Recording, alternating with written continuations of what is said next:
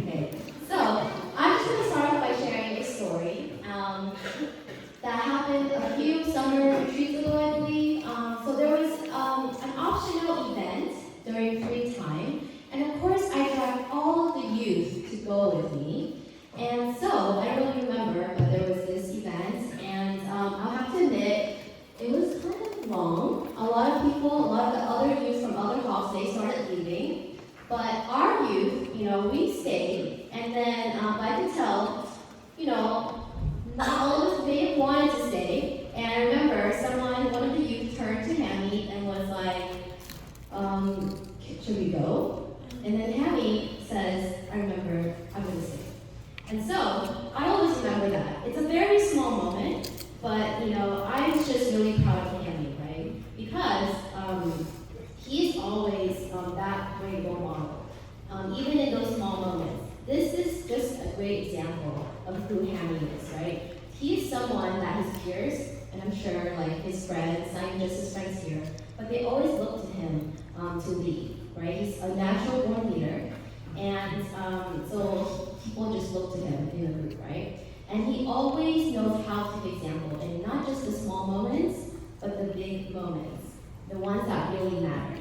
And so, sometimes I'll have to admit he does say and do questionable things, but most of the time, I can count on him to be a really good example to the rest of the youth. Like during our high school discussions, he always says pretty deep and insightful things. Sometimes a little too deep that I'm not sure it makes that much sense, but he's a very, very deep person, right? And I know that when he talks, people listen, and they are inspired by him. And so I know the youth, they are inspired by his faith and his character. And so, Hammy, I hope you know how much of an influence you have on those around you. And I hope you'll find a way to use that influence for the kingdom of God. And I hope you know how I am proud to have someone like you in our group.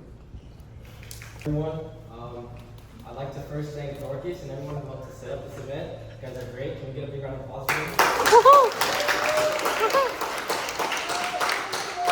also like to thank the other graduates from the class of 2025 for also making it out of high school and being great friends. And I'd also like to thank my family the most for always being supportive.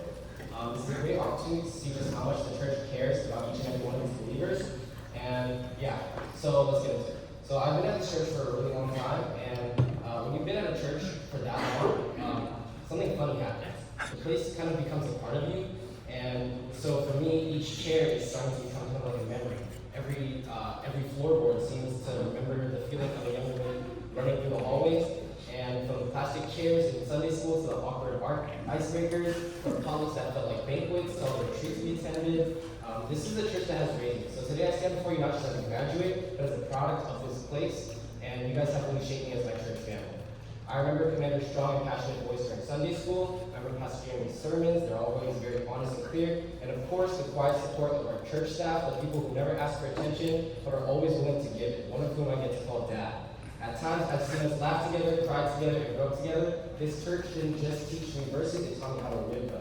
It was here I learned not just what faith is, but how faith feels. And it feels like family. So today I want to talk about three things. The first one being why we are a beautiful church. This church may not seem like it, but it's truly unique. Here we know each other's names, we know whose kids are applying to college, we know who just got a new job, whose families need prayers, and here we know that our ministry and our graces are our theology. I've seen youth group leaders show up week after week for just a handful of kids with the same big-hearted energy to teach the Word of God. You don't find that kind of love anywhere else. I also wanted to talk about our leaders. Whether they're elders, pastors, mentors, they have taught us that real faith doesn't have to be loud, it's in the small things. Early meetings, late-night calls, quiet prayers we don't hear about. These are people who show up again and again, not for praise and not for credit, but because they believe in this community. Their faithfulness has shaped us more than any servant ever could. They taught us not by telling us how to live, but by living it out in front of us. When I think of church, I don't think of this building. I think of the aunties who serve lunches, the uncles who fix the lights, and the people who walk beside me in my spiritual journey. I think of Commander, how his discipline was love and motion, and I think of Pastor Jeremy, and how his sermons were never made to impress, but to convict. This church is beautiful to me, and that's not because we're perfect, but because we're passionate.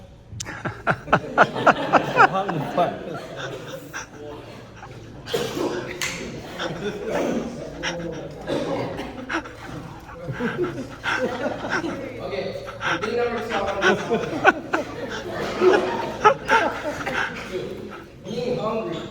I don't really share about my personal life that much, but I'll make an exception today. For most of my life, I've been content with just reading a few verses out of the Bible each day just as a devotion.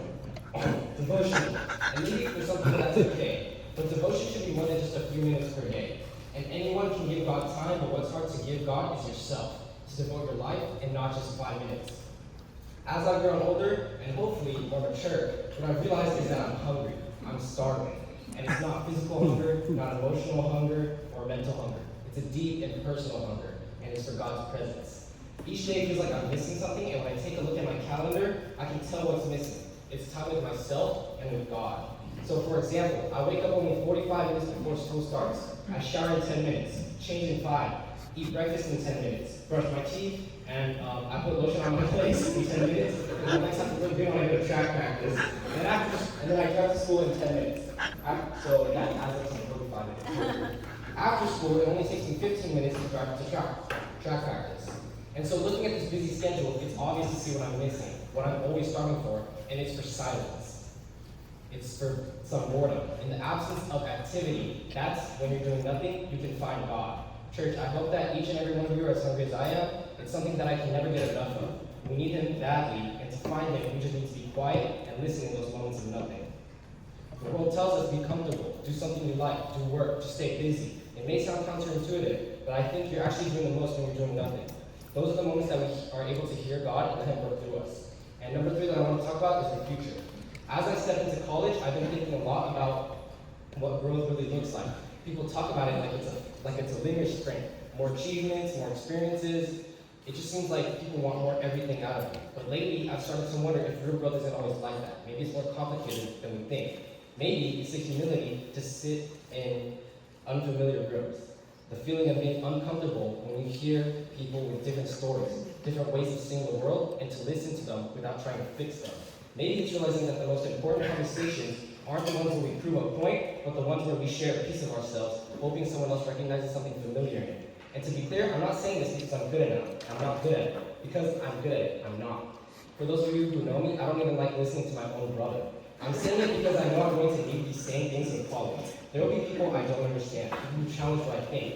And if I want to grow, not just as a student, but as a person, I'll need to stay soft-hearted. I'll need to keep learning how to speak gently and to listen fully. And I hope more than anything that this church, this family, continues to be something that models that for me. We're not just the church I grew up in, you are the church that taught me how to grow up. And I think we'll keep growing, not by changing everything, but by returning to the core of who we've always been. A place where love makes space, where faith is patient, and where listening is an act of love. So as I leave for college, I carry the church with me. Not just in the memories, though I have plenty, Sunday school snacks, late night youth group talks. I carry this church in the values that have taught me. In the Sunday school lessons, group prayers, and the way people here show up. And I want to say thank you for being my home in faith. Of course, I don't know exactly what's ahead. College will change me, and I hope that it will. But I also know that as I go out and I pursue my ambition, I'll always remember that this is the original place that taught me how to love, how to follow God, and how to become the man that my parents can be proud of. To the church, thank you for being who you are. Keep making room for the next generation, just like you did for me and the other graduates. We'll need you. No matter how far I go, this will always be the place that I first learned what it meant to be part of a body. Not just any body, but Christ's body. A family. A family that is stitched together by grace and made stronger by every person who chooses to stay, to speak, and to love. Thank you.